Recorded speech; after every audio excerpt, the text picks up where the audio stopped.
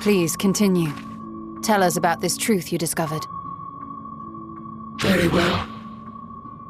Bear in mind, however, that the purpose of this conversation is not to impart scholarly knowledge, for such requires that you comprehend the subject matter, which you will not.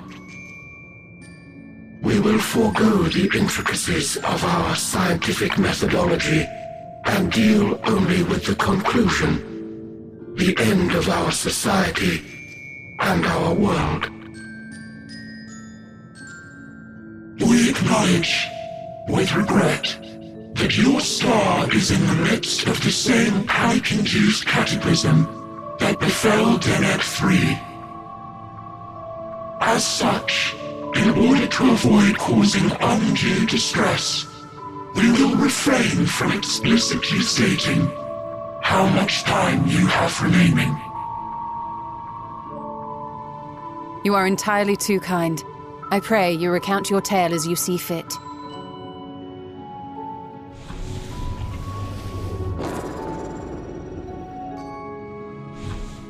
In the beginning, the universe was but a tiny particle.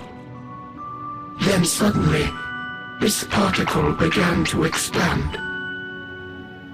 Having remained entirely in the bounds of your star, the phenomenon may be difficult for your kind to grasp. But this expansion has since continued unabated. Speculating that the universe could not grow indefinitely, we sought to learn what might occur, and made a worrying discovery. The stars will continue to spread apart, as will their finite thermal energies. Eventually, all heavenly bodies will grow cold and freeze. No new stars will be born, and the universe will enter onto an eternal ice age.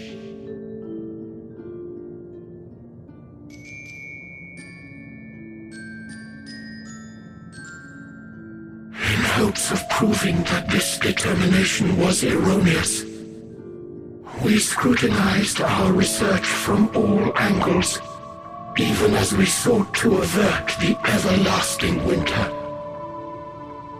The endeavor proved fruitless.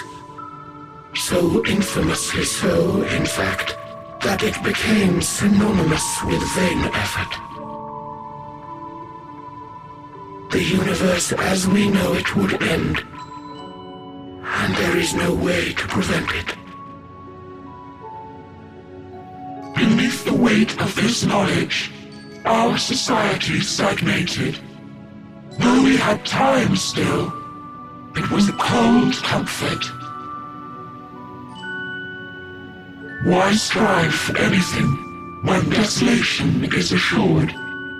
When our wealth of wisdom, accumulated since the dawning of our kind, would be forever lost.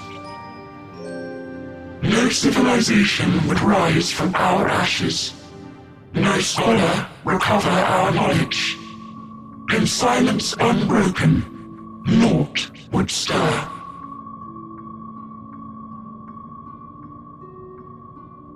Intellect was once our pride. Overnight, it became our shame.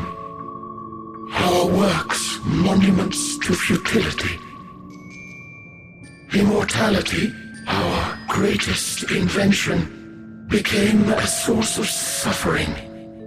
Rather than suffer on, many chose to unmake themselves by means of etheric exsanguinators.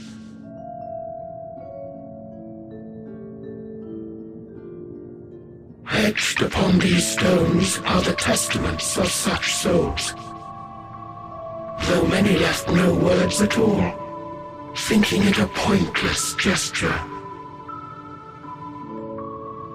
Once we have obtained vessels of flesh, we likewise intend to vanish.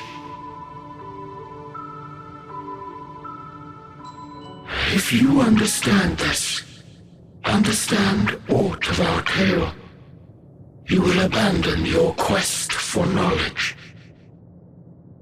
Ignorance truly is bliss.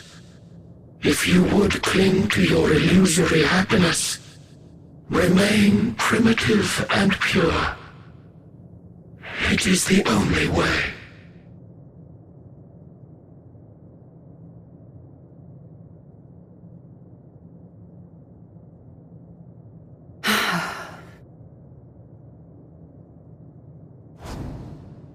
So that's your story.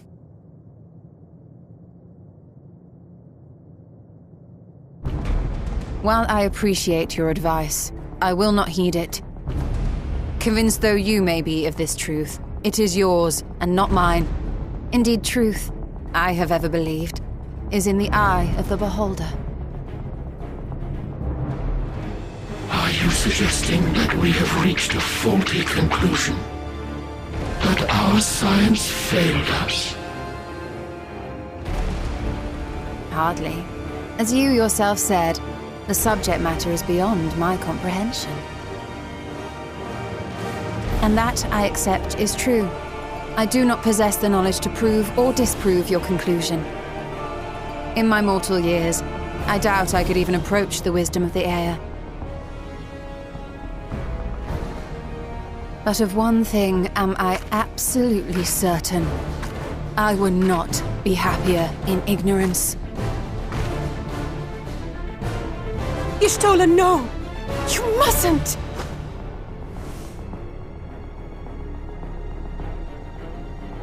The most important lesson I've learned is that learning isn't simply passing one's eyes over words. Nay, 'tis when understood for oneself that knowledge attains its true value. This is what has sustained me, driven me onward in joy and wonder, in anger and sorrow.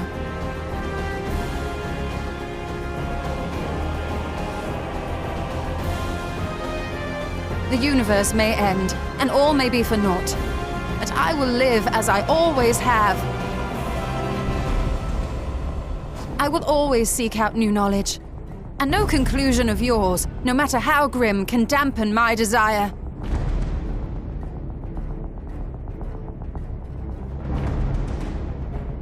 I suppose it is only to be expected. Their feeble minds cannot fathom the terrifying gravity of it all. But worry not. We consider it our duty to enlighten you, and we will not stop until you grasp the full extent of our despair.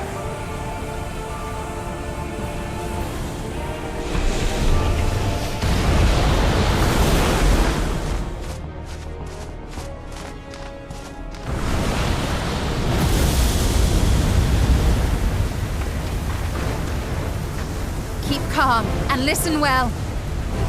Though my body will soon dissipate, there may be a way to restore it. Asm's magic. So long as our souls remain, you can use it to summon us back. But you mustn't, for it would mean losing our way forward.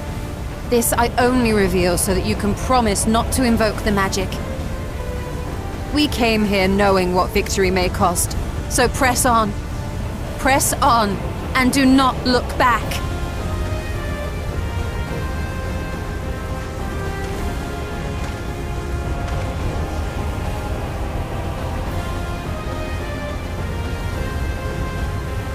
I shall join thee. As subterfuge is not required, thou shalt not suffer for mine absence.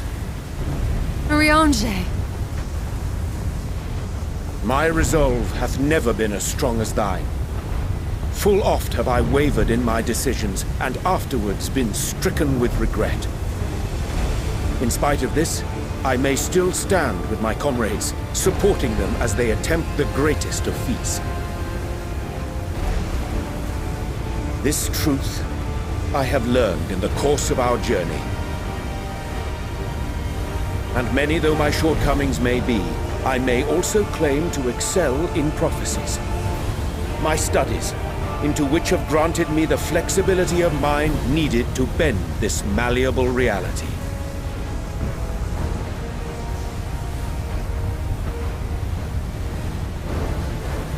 Thus shall I hope that thou mayest have the strength to resist, and our comrades the strength to continue.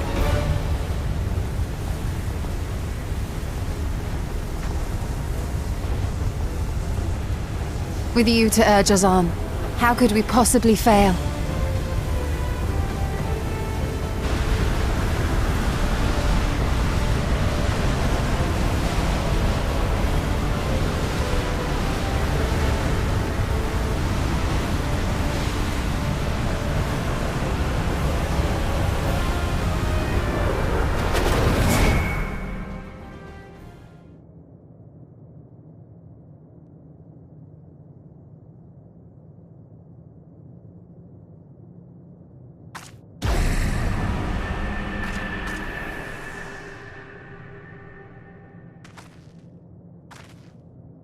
What's this?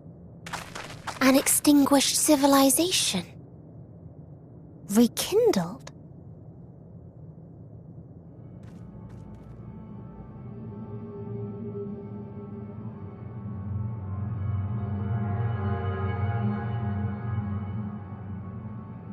That's right!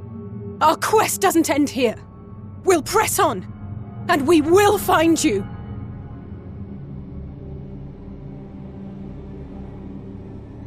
There. That's where you'll find me. Is that another star? Of the stars we visited, most were already devoid of life.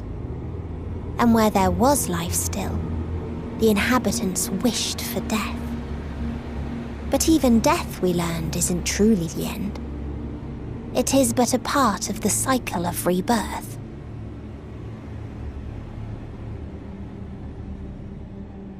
Souls return to the star, or in its absence, a larger flow, and eventually they are reborn, alive again, to know suffering anew.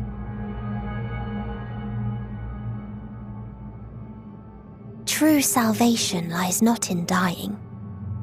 It lies in not being born.